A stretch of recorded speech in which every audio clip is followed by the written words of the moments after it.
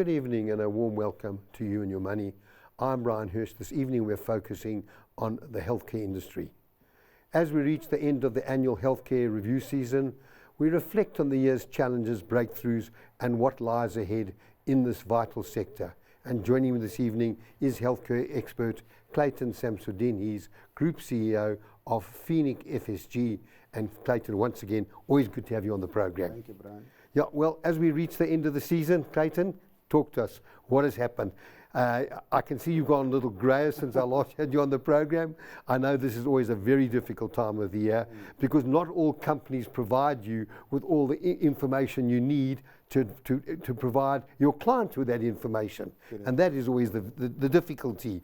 10 weeks of work providing for the end of the year. Sometimes everything has to be done in 5 to 6 weeks, so you cram in a lot. Yeah. So just share with us what's been happening. People upgrading, downgrading. What is your experience?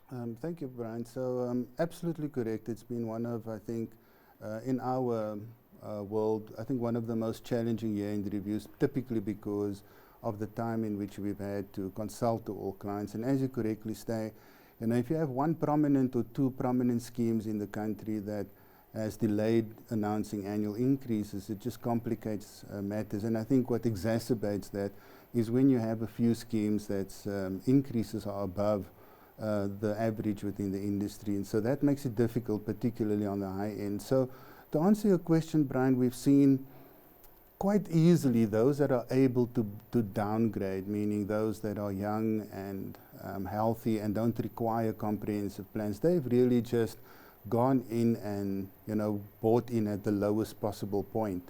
And it's easy for them to do because they don't require the, let's say, extensive healthcare that I would say more older members require. So has that actually happened? Yeah. So a lot of younger people downgrading. Correct. Yeah. But Clayton, that presents a problem because of cross-subsidization. So companies expect to try and get the younger members to buy up, not buy down, so that there's some cross-subsidization between contributions from the healthy people supporting contributions on the unhealthy. Correct. If I was to say to you, let's just use two particular price points. I mean, you've got one plan at 1,055 Rand and another at 1,350 Rand. So if, let's say, you were paying 2,200 or 2,500 or 1,800 and you're busy establishing yourself as a young individual, obviously it makes sense for you to buy down to an appropriate price point. But that has got dramatic impact on the rest of the industry, as you say. But I think for me the biggest challenge this year was our retired members. These are members that are living on a pension. They can't afford that buy down. And they're sitting in a position where their current plan has got significant limits. And these members, unfortunately, they have no choice. They have to upgrade to a higher option. So instead of it's like a double whammy. You've got an above average increase on your current option and you still have to upgrade just because there is no choice. So just give us more details. Let's just talk about price. Yeah. What's your average price increase been for the different blocks? You talk about younger people and you talk about older people. Just talk about percentage increases. Yeah, so the percentage increase on the younger end was around 7.4% on average.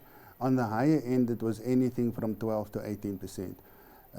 And I think, Bryan, when you limit a particular option in terms of its benefits in day-to-day terms, so we have a scenario where, let's just say, your above threshold limit is now limited. I'm just using figures so we don't pinpoint a particular provider, but I'm limiting what you can claim in your above threshold to 30,000. But you've always claimed around 95,000 in your above threshold. It means you have no option. So even if it's going to cost you, 25,000 Rand more in premium, you have no choice because your total out-of-hospital claims is just way exceeding the increase in premium. So you have no choice but to fork out that difference. And it's an unfortunate thing, and I think it's sad that we have our elderly and our retired people having to continually fork out more and more. And of course... And they really can't afford it. They really can't afford it. But neither can they afford to remain where they are. It's a horrible catch-22 situation for those. And Clayton, as I've said on previous programs, it's going to get worse over the next 10 Correct. to 15 years, because are you talking about pensioners increases of between 12 and 18? Correct. Just share with me, where was 12? Is that the average increase? And where would 18 come in? So it would depend on the medical scheme itself. So dependent on, there were certain medical schemes where options increased at around average of 18%, and there were those that were around 12%. Some were lucky at 10%. But again, Bryan, you know, we can't look at the increases in isolation.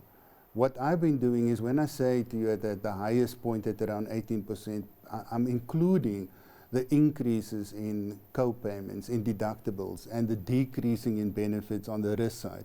So, you know, these members have a major issue because they can't let go of, let's say, gap cover, because they need that too. Why? Because gap cover, the co-payments, deductible sublimits are even higher now. So the risk is passed on to the member.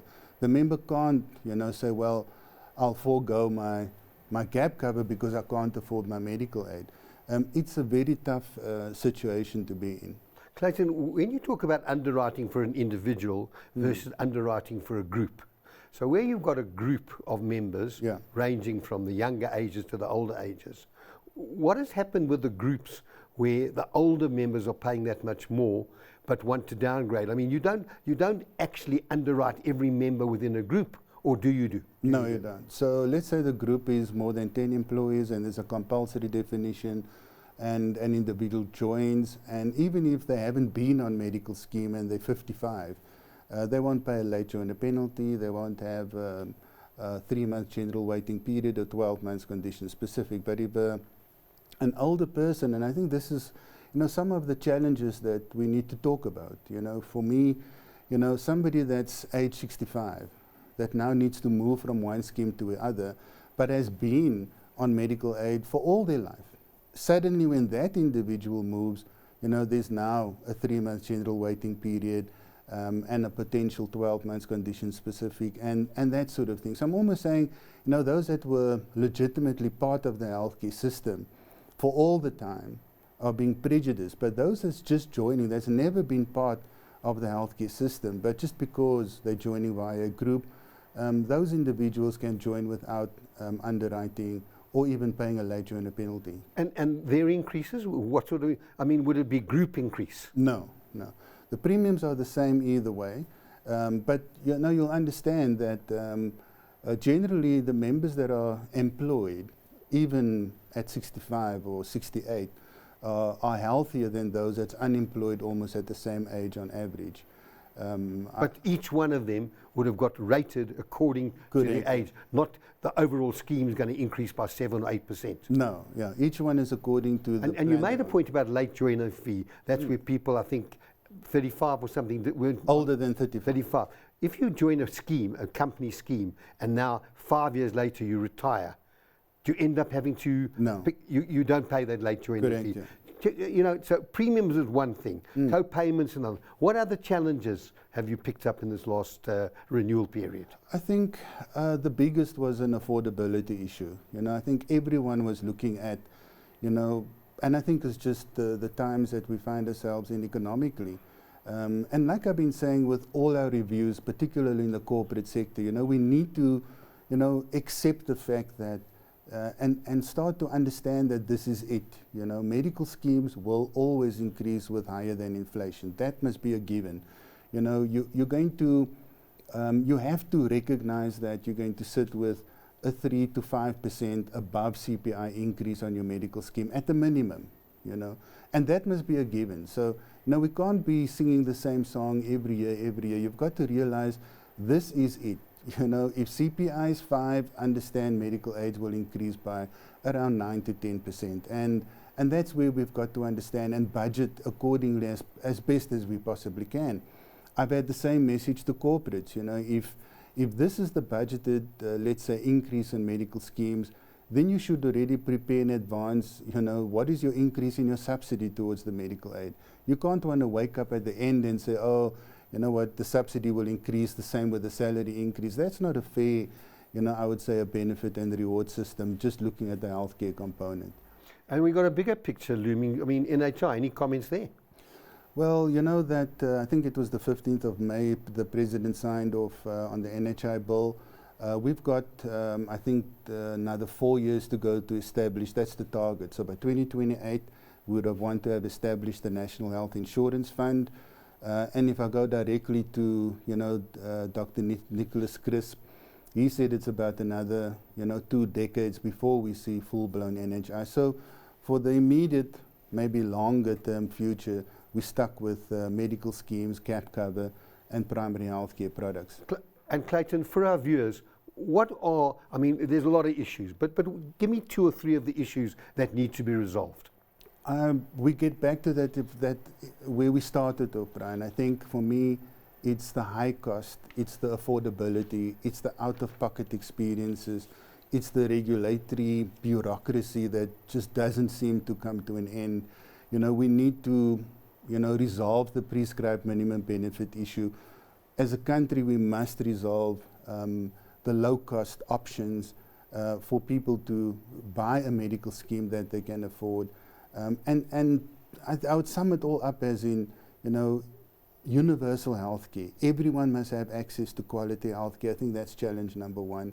And I would say, the high cost, I mean, it's crazy. We have some clients paying 35,000 Rand a month for a medical aid just because they can't, there's no other way, that is, it's ludicrous to be paying that amount in premium. Clayton, I always say on this program, you need to get yourself a healthcare provider, a healthcare broker. Have you, from this program, have you had a lot of people calling you to say, come and see me, come and talk to me about the healthcare, about reassessing my healthcare? Yes, we have, and again, thanks for the opportunity, Bryan. Yeah. It's always a pleasure to be on the show, and we appreciate, also the opportunity to get the message across. So yes, we do have many inquiring through our offices, mainly, again, those that's close to retirement or on retirement. Yeah. And that's, I think, where the biggest pain is, and I think the biggest focus should be. Okay, I want to talk about preventive care, and I want to finish off on that point. Sure. But we're going to take a break. Stay tuned. We'll be back shortly.